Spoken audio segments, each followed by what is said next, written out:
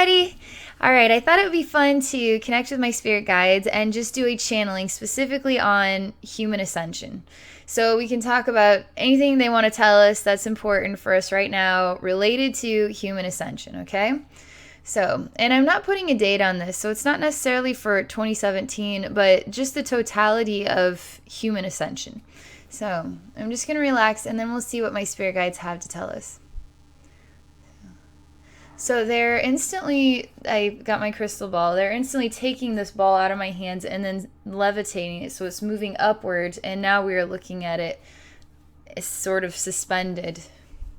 So there's hands, and then there's a ball suspended, okay? A ball of light. So I'm looking at this. There's kind of a fluttery, kind of overwhelming feeling that I'm experiencing in my heart as this is going on. We're looking at what is our perception of time. How long did it take for them to take the crystal ball and move it into this sort of state of suspension? How long did that take?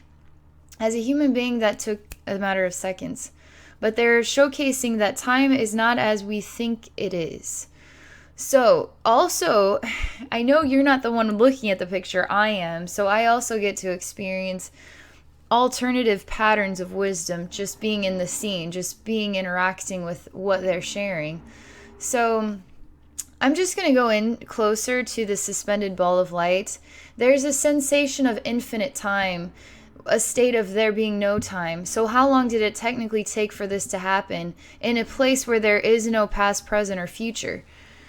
How long does it take for things to happen in a space where there is no past, present, and future? It just is a simultaneous moment, right? Was it already pre-predicted? Was it, we have these questions about, well, if time is an illusion, then how do we have a destiny? And can we predict the future? And, those types of questions. They're wanting us to look at this as part of the topic of conversation regarding human ascension. What is the human perception of time, and what is infinite time? I'm going towards this orb, in suspended orb in a dark space. It's like being in pitch black. There are no shadow lines. There's nothing to define walls. It's just an infinite space, pitch black space, with an orb of light suspended before me. I'm walking towards it. My spirit guide says, so you're walking towards the light. I say, yes, I am like the fly. I fly towards the light. I am attracted to light. And I am too. I'm insanely attracted to light. I couldn't care less about this dark space or figuring out where the lines are of the walls or anything, the up or the down. All I am attracted to is seeing this orb of light suspended in a void, an infinite void. They're indicating, spirit is indicating again. So the infinite void, you're not curious to see what is out there. You're only curious about this suspended ball of light. That's all you're curious about. They say, I know, but I don't feel in my heart that there's anything else to see out there. I feel within my heart that it's just an infinite space, a void space. I could go as far as I want to the right or to the left, and I will find nothing to the right that would be any different to the left, that would be any different than if I went up or if I went down or at a diagonal. It would be completely identical. What would be right is identical to what would be left, would be identical to up or down. And the only thing that is uniquely different is what is in the center of it all. There's some value to comprehension of the illusion of time based on this scene alone. I'll let you decipher that message.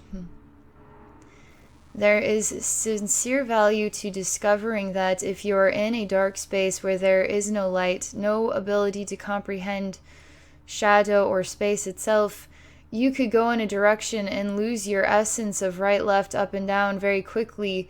You could go 1,000,000 miles in one direction and be like you are standing still. So that too is what time is all about. You could be moving forward in time, but also simultaneously be still standing completely still. You move 100 miles per hour through a dark void space where there's no light, where there's nothing. There's no difference between 100 miles from here and 10,000 miles from here and 1,000,000 miles from here. You're still going to be in this exact same space. Nothing is going to change from up, down, right, or left. Everything will stay the same. That is what they're also talking about with time. So what does that mean for human ascension? Because isn't that a process, and doesn't process take time? So we are looking again where we started. The focus of our attention at the center of it all is this orb of light. It is mesmerizing. It is worth understanding. It is worth taking a look at. It is worth exploring it.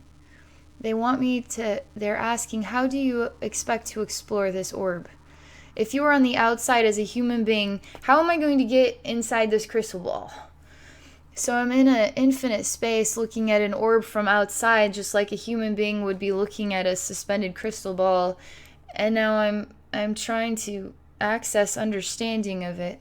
Can I pluck it out of suspension? Can I hold it in my hand? Can I enter into it so I'm within it? What do we do? So I'm exploring this. They're showing me instantly what is like a pink butterfly woman.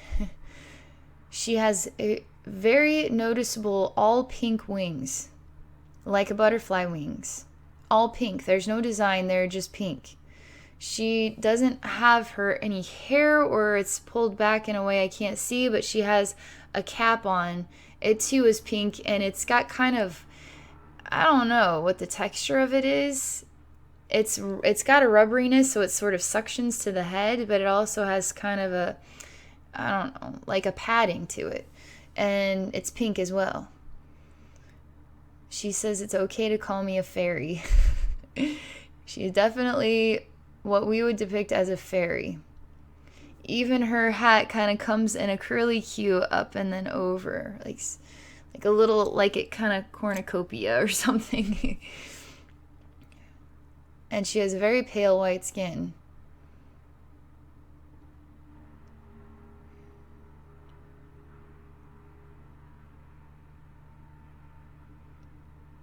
I'm just watching the scene.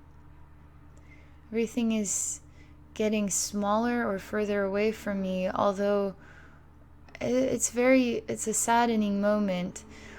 I'm in a state of trying to comprehend this suspended orb. In that way of thinking of ideas, suddenly I am shown ideas. Suddenly ideas just appear to me. Consciousness is choosing to interact with me instantaneously. And so my vision, my trying to figure this out is now been, I have something now in my way interacting with me, and it's a delightful interaction. So it's a joyful moment. But now, as I'm trying to get to know her, trying to examine her, she's getting smaller and further away from me. Again, this too is another conversation regarding the illusion of distance and time. In this way, they're really wanting me to emphasize that nothing is further away than your own heart. Every human being on this planet is already within your own heart, somehow projected out into a reality. Every alien being, every star, every planet is all within your own heart. Every spirit guide already within your own heart. Every, God reflection, Jesus, Christ consciousness, human ascension wisdom, past life wisdom, all the animals, all the insects, everything ever known to the creative forces are all within your own heart. So how do you access something that is beyond you? You go within your own heart. So where did she really come from? The void space? Did she project out of this orb? Or is everything that I am seeing or experiencing just what is actually within my own heart somehow projected, and this is all there is, was, and ever will be? Void space, tiny infinite orb of light suspended. And then sometimes a butterfly woman.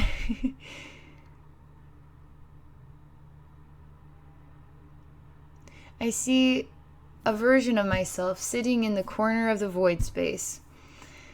Whole new scene of exploration. And I was saying, but I still don't know what this has anything to do with human ascension. But I still don't understand. But none of this makes any sense. My spirit guides say, well, what doesn't make sense? I say all of it. None of it makes sense. How come I experience time and distance? How come I experience changes? How can there not be an expression of time? And there's something about the bewilderment of human ascension. What is it in its totality? How do I fit into what is human ascension? How do I fit into this whole big shebang? It's a bewildering human moment. So my spirit guides say, so human ascension feels bigger than you are. I say, well, yeah, it does sometimes feel bigger than I am. I say, do you feel small in a very big world, Abby? I say, well, I don't know how to answer that question. There's something of that essence of, what is infinite? Is it the size of a pinpoint, or is it as big as a trillion elephants times a trillion elephants times a trillion? I mean, how big is infinite? You know what I mean? So for me, I think about this and it's like, how am I supposed to answer that? We've already gone over how big is infinite, the size of a pinpoint, or the size of so much. They're saying, so do you feel that you are the size of the pinpoint, the infinite space, and all of infinite space in one reflection, as in everything within your own heart? Now you contain all the universe within yourself. Or do you feel like all the universe is on the outside of you, overwhelming you, and you are just one in a number that is so huge we can't even define it? They say when human ascension feels bigger than you are, the reason why is because you have lost your balance within the infinite. When you're in the balance of infinite, the whole world is within the palm of your hand. The whole world is within your heart, is what they're saying. But when things feel bigger than you are, now your perspective of infinite, now you are just one in so many numbers we couldn't even define it. They say that's a very normal way to feel as a human being. It's very normal to feel overwhelmed by the big numbers, because that is part of being human, is feeling overwhelmed, feeling crushed by all of it, not having all the understanding of how things work. And even when you do have the understanding, it's not always easy to even put that into action. We get it. We know. We understand. But there's value to understanding these components of infinite time, or the illusion of time, the illusion of distance, understanding how all things are already within your own heart. Simultaneously, every single moment is already within your own heart. Every past, present, and future moment already within your own heart. So that's where we're going to stop here for a moment. Let's see. They say, is there love within your heart? They're showing me two versions of a reality, let's just say. The balance of, is there love within your heart? Is there love within your infinite, the totality of all? Is the totality of all within your heart? Is there love there? Or is there chaos there? If there's chaos there, now what is projected around you, that one little person in all these big numbers that are too big for us to even fathom them, make you feel crushed, on top of making you feel overwhelmed by all the chaos. They're saying there's value here to this. Discovering the infinite universe, everything is within your heart. And now discovering the value and the importance of love within your heart. When love is within your heart, now love is within your reality as well. It's within everything. When you're experiencing chaos all around you, what you're really experiencing is chaos within your heart, within your infinite. And now through that, you're the projector that is creating your own reality. It's hard to understand it completely, but we do manifest our own realities. The more love you feel within your heart, and this is true, the more love you share with yourself, honest, genuine love, not ego love, like not, I'm awesome, I'm super, I'm the best, I'm so cool. But actually honest, genuine love. They say there's something to that though. It's amazing how many people with big egos drive the big cars and have the fancy jobs because they actually do think they're really awesome. Just because ego is sort of involved, there's something to this manifesting your reality through loving yourself. Fill your infinite universe in your heart with all the love you could possibly muster. And now see the reality around you change. See the entire world now ascend. See human ascension take place before your very eyes. Because you filled your infinite universe with love. Because you loved yourself today. Because you love yourself at every moment. And now that love becomes your reality. That love becomes all of our reality. And now our reality is ascending. Do you understand? Do you understand, though? We're talking about the illusion of time, the illusion of distance. We're talking about the infinite universe. You possess the universe in the palm of your hand. It's actually within your heart. And now fill your heart with love. Manifest love around you. And now become in oneness with the joy of human ascension. The joy of human ascension, not the mind-crushing chaos of human ascension. Allow yourself to open up to the joy of human ascension because it's a wonderful thing to experience love. How do you experience love? You feel love. You feel and provide and share and give love to yourself. That also manifests love around you. So They ask again, but do you understand what we are talking about here? They're saying, do you understand what we are talking about human history? Do you understand how we were manifesting a violent reality for ourselves? Because within the heart of each human being was manifesting a violent reality. Do you understand how there's no difference between what was, 500 years ago and what is now? There is no time that separates 500 years ago and what is now. The only thing that alters is us choosing to either fill our infinite universe with love or fill it with continued chaos. If you continue to fill it with continued chaos, you're going to experience chaos all around you. They're saying there's something in the air here that is inspiring us to see, know, believe in, desire, long for human ascension.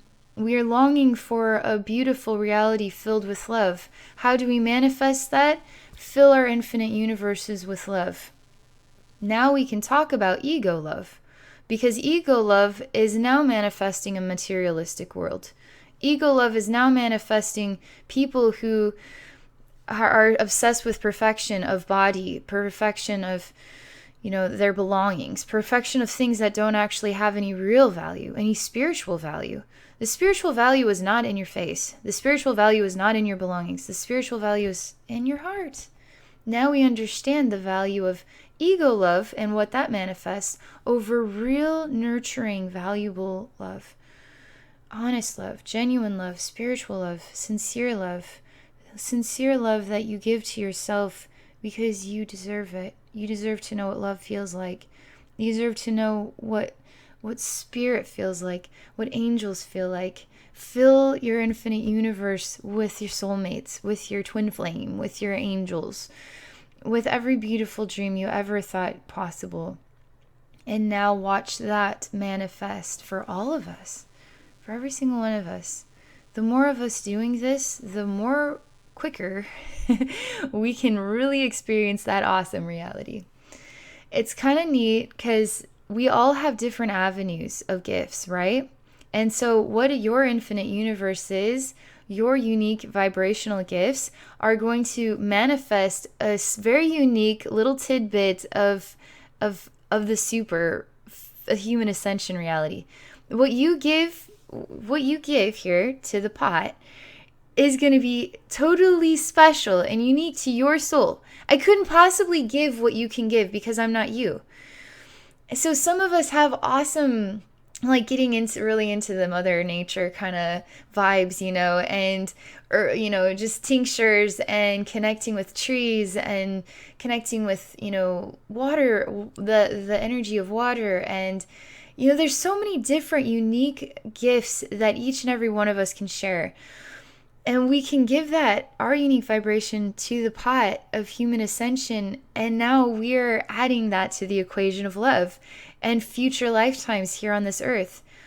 Is it future lifetimes, or are we going further in one direction while simultaneously staying in place? So it's fascinating when you think about it. What is the universe? What is the spirit realm? In a weird way, the spirit realm is a tiny little pinpoint that never moves. And somehow you manifest into the experience of moving, into the experience of time, into the experience of all different kinds of consciousnesses. That's really beautiful and really exciting. So that's what I have to share. So I'm going to share for this video. My spirit guides are not saying, but do you get it? They aren't saying that again, so we must be at a pretty good point here of understanding. All right, so that's what I have to share about human ascension. It really helps, get our feet in our shoes, help us, get more in balance with what the bigger message is all about and how we fit into the bigger message. And what we can do, tools that we can align with in order to keep chugging forward through our experience of time, the illusion of time. So keep chugging forward with our chins up and our, just hearts open, and us feeling full of love and happiness and our spiritual gifts to change this world. In each and every experience of a moment, keep sharing love, okay? How does human ascension take place? We experience love, genuine love of self, genuine love in our infinite universe, genuine love here in our hearts, and now we manifest, we step into the reality we manifest. But we aren't just manifesting it for us, we're manifesting for everybody. That's really beautiful. All right, swear, I'm done. I'm done talking. Okay. Thank you for watching my video. I hope you liked it. I hope it gave you a new perspective on human ascension, new perspective on time and distance and the infinite soul, new perspective on just being human and how you manifest a more beautiful reality for yourself. So that's all I have to share. Swear, I'm done. Okay, if you would like to visit with me one-on-one, I would absolutely love to connect with your soul, and I would love to share psychic wisdom or spiritual healing to help you on your journey. You can visit me at my website at abbynormalswisdomquest.com. Thank you for watching, and thank you for supporting my channel.